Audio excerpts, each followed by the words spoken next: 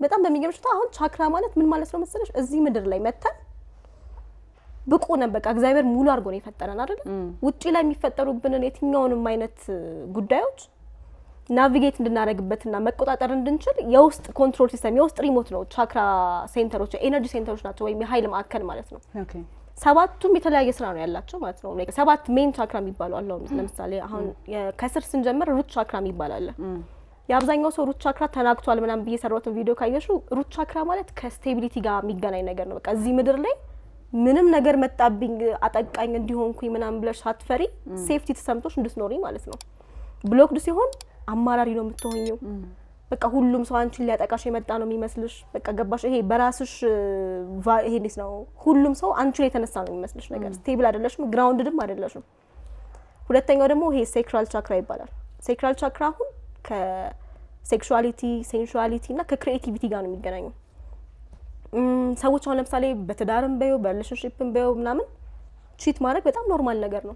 ሰው አሁን ለቺቲንግ ኃላፊነት አይወስድም በቃ አሳስታኝ ነው ጠጥቼ ነው እንዲሆኝ ነው ምክንያት መደርደር ነው እንጂ ለራስ ኃላፊነት መውሰድ አይፈልግም እሱ ብሎክድ ሲሆን ነው አሁን ለምሳሌ ሴክራል ቻክራ ላይ እንዳልኩሽ ከክሪኤቲቪቲ ጋርም ይገናኛል ይሄ ዝም ብሎ የተደጋገመ ስራ የሚሰራ ሰዎች አሉ አይደል አሁን አብዛኛው ሰው ካየሹ የሚወደውን ስራ እየሰራ አይደለም የሚኖረው በቃ ጀስት ሰርቫይቭ ለማድረግ ይልና ኦሬዲ ዛጋ ብሎክድ ነው እዚህ ጋር የሚገርም ፓሽን የሚገርም ብዙ ነገር መስራት የሚችልበትን ነገር ትቶ እዛ ጋር ገንዘብ የሚያመጣለትን ነው ሲያሯሩጥ የምታገኘው አሁን ይሄ የአብዛኛው ሰው ብሎክድ ነው ምልሽ ከዛም አንፃር ነው ግን አንዳንዴ የምትወጁን ነገር እየሰራሽ በጣም ሰክሰስፉል መሆን የምትችሉ ነገር አለ አርት ብዙ ጊዜ ካየሻቸው አርቲስቶች ሰክሰስፉል የሚሆኑት እኮ ለዛ ነው የሚወዱትን ነገር በተለይ የሚሰሩ ከልባቸው ፓሽኔትሊ የሚሰሩ ሰዎች ስራቸው የሆነ ሰዓት ላይ ይጮሃል በቃ ይወጣል ምንም አልሹ ምንም ማለት ነው ሶ ከዛ አንፃር ነው የሴክራል ምልሽ ሶላር ፕሌክሰስ ደግሞ የሚባል አለ ሶስተኛው ማለት ነው እሱ ቻክራ አሁን ምንድነው ገቨርን የሚያደርገው ኮንፊደንስን በቃ ዊልን ሰው ዝም ብሎ የሚጣመዘዝሽ ሰው አትሆኝም አንደኛ የራስሽ አቋም ይኖርሻል ኮንፊደንስሽንም ቢውልድ ለማድረግ የግድ ኤክስተርናሊ አንቺን ቫሊዴት ሊያደርግ የሚችል ነገር ሊመጣ አይገባም ገባሽ ገንዘብ ካለሽ ብቻ ተወዳጅ ኮንሽ ብቻ ፎሎወርሽ ከበዛ ፌመስ ኮንሽ ምናምን እንደዛ አይደለም መሆን ያለበት አሁን አብዛኛው ሰው ካየሹ የሆነ ነገር እጁ ላይ ከሌለ ኢንሴኪዩር ነው የሚሆነው ከዛ ወይ መጥቶ ተረጥፎ የሚሳደመው ምንም አሁን ላይ በራሱ ብቁ ነኝ ብሎ አያስብም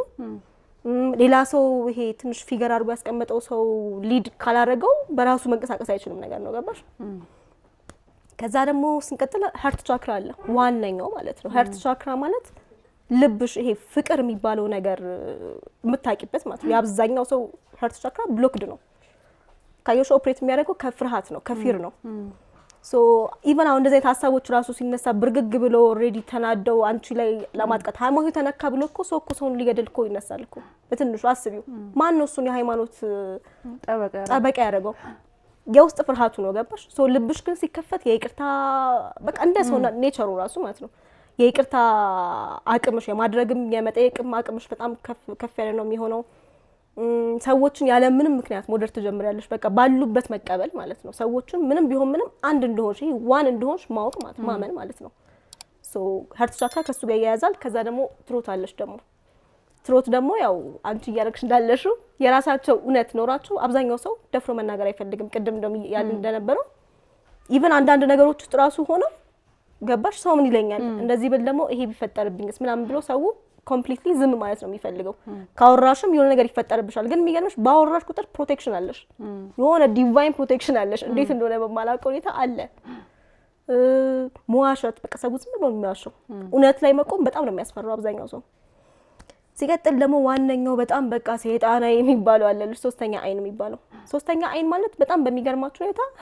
ኢንቲዩሽን ሰው ኢንቲዩሽን ሲባል እኮ አይደብረውማ ሶስተኛ አይን ሲባል ግን በቃ ይሄ አጋንንተይ ነው ማን ነው የሚያው በዛ ምናምን ይልሻል ሶስተኛ አይነት ማለት መንፈሳዊ አይንሽ ማለት ነው ወይም ደግሞ ይሄ ኢንቲዩቲቭሊ ነገሮችን ሴንስ የምታረጊበት አይንሽ ማለት ነው